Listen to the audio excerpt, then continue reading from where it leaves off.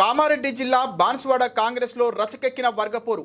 MLA Pocharam Srinivasa Reddy, మాజీ MLA ఏనుగు రవీందర్ రెడ్డి వర్గీయుల మధ్య గొడవ. నియోజకవర్గ కార్యకర్తల సమావేశం గురించి తమకు సమాచారం ఇవ్వలేదని రవీందర్ రెడ్డి వర్గీయుల ధర్నా. సభావేదిక పైకి వెళ్లి నిరసన, రోడ్డుపై బైఠాయించి ఆందోళన. జిల్లా నేతల బుజ్జగింపు విషయాన్ని అధిష్టానం తీసుకెళ్లి సమస్య పరిష్కరిస్తామని హామీ. పిసిసి ప్రెసిడెంట్ తోటి మేము కొట్లాడినాం రవీందర్ రెడ్డి గారిని పిలవకపోవడం విషయంలో.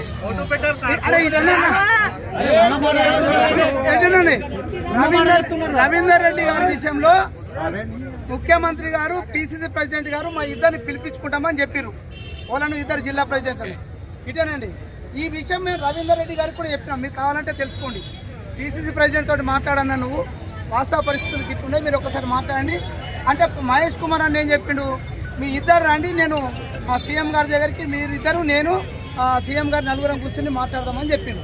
ఆ విషయంలో మీకంటే ముందు మేము కంప్లీట్ చేస్తాం, మీరు మాకు చెప్పలే. వితౌట్ రవీందర్ రెడ్డి మీటింగ్ జరగకూడదు కదా అని మేము అడిగినాం, మీరు అడగలే.